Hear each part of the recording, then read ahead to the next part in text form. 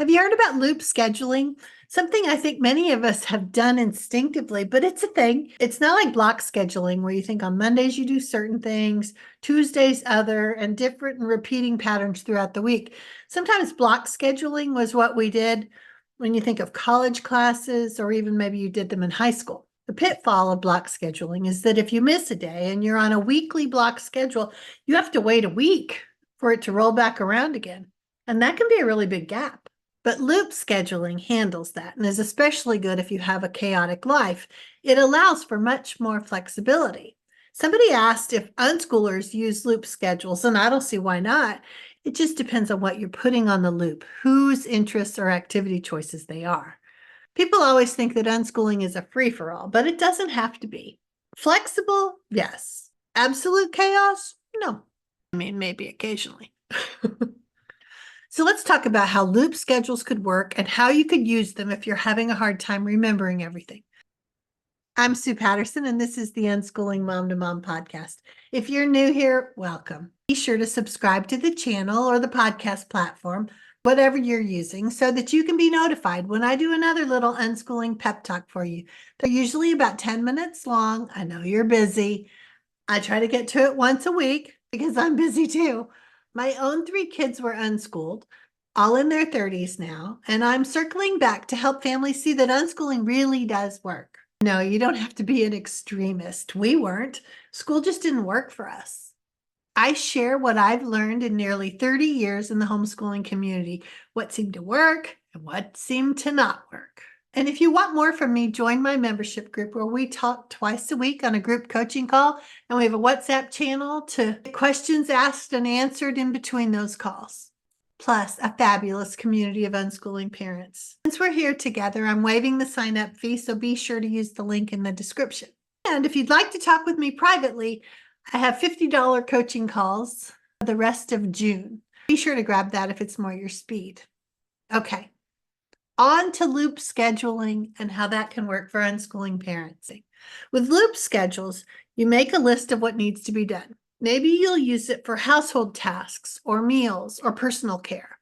Then you simply work your way down your list. If you miss a day, no worries. You just pick up where you left off, then loop back again, hence the name.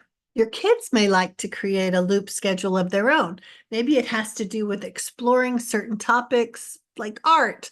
They could make a list of all the different media they want to experiment with, then work their way through the list and loop back again.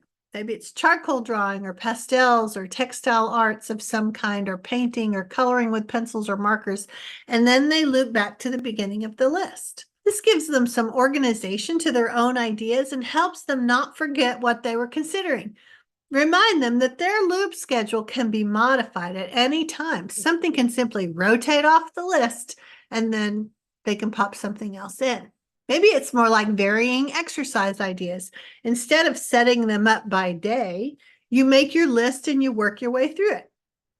Hiking and swimming and tennis and neighborhood walking and dance parties, and then repeat. This could be activities that you and the kids decide you want to be sure you get around to. Or maybe it's just for you yourself. So let's look at all this again from an unschooling perspective. Loop schedules work if you're trying to remember to get everything done on your list, a list you've created. That doesn't mean you can't look at these lists that I've made or somebody else has created and not duplicate them. It just means that you choose to use these other lists because they make sense for you and your kids, not because someone said, this is what good unschoolers do, or good parents, or organized people, or whatever. No more broad, sweeping generalizations. We're individualizing around here. If you find some particular aspect of the loop that you love, but you feel like you have to move on to the next thing and keep doing the others until it rolls back again, well, that's more like a school system. You want to be able to pull it out of the loop and do it at the regularity or frequency that fits it. If Zumba classes are Monday, Wednesday, Friday, loop scheduling isn't going to work. If you decide evening walks after dinner are really great, then that probably won't fit on a loop schedule either and can just be penciled into your weekly calendar on its own. You can do it, it just doesn't need to be in your loop schedule. So what else could be on a loop schedule? We hear homeschooling families talk about loop scheduling as they're trying to cover all the subject, the topics within the subjects. If you're a traditional homeschooler, loop scheduling may work better for you than the block scheduling that's more familiar. But as unschoolers, we aren't trying to check those boxes to cover those subjects each week. We're approaching it all from the learner's perspective.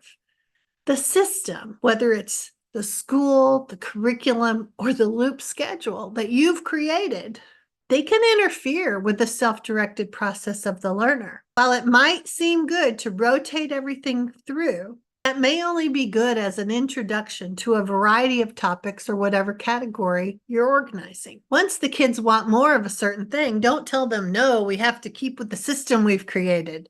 That's prioritizing the system over the learner. And as unschoolers, we're moving away from that.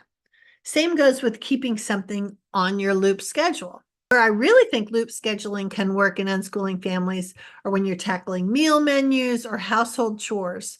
Creating a rotation removes the extra time devoted to trying to remember what's next or what needs to be done. A lot of us have decision fatigue because we haven't planned some things out.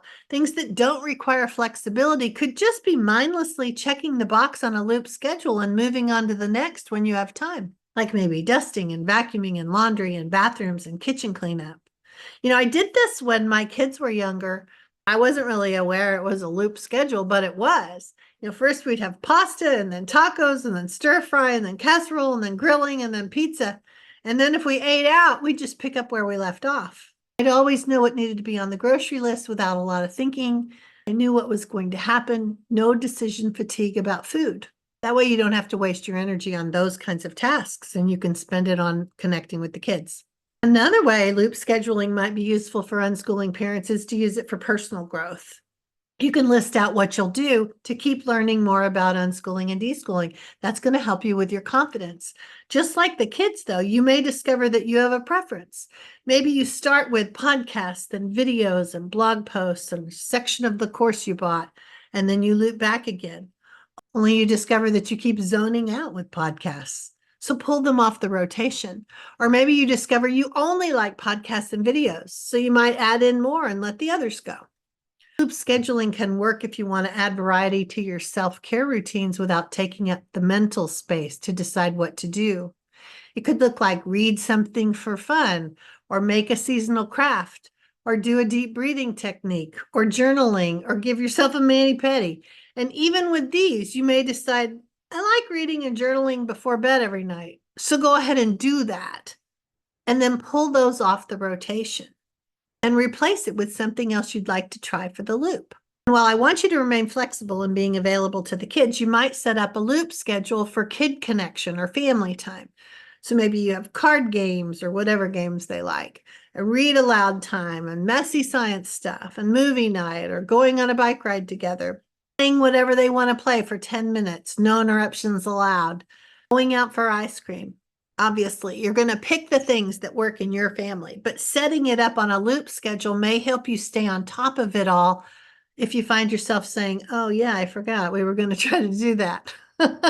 Over in my membership group, I talk with them about making time for certain things. These could actually be set up on a loop schedule that you can set your loop to whatever frequency you want. Maybe it's daily for 15 minutes or so. Maybe it's a few of these, but not necessarily the whole list, and then you just keep looping. What I recommend that people do to improve their confidence in unschooling is learn a little about unschooling or deschooling. So that's read, listen, watch, whatever works. Connect with the kids, touch base with the unschooling community, find something fun locally, and then do something for self-care. If you're the kind of person that likes to make plans, but it's either too long range or you forget about it because of life's interruptions, a loop schedule could work for you. It's an adaptable structure that even unschoolers could use if they want it. And if you'd like to hear more about structure, I have another podcast, number 23, called Structure, Schedules, and Unschooling. I'll link that for you here in the video if you're watching on YouTube or your favorite podcast platform. So that's it for me for now this week. Be sure to subscribe and leave me a comment if you've used loop scheduling and how it worked for you. Happy unschooling. Enjoy your family. Have a great week.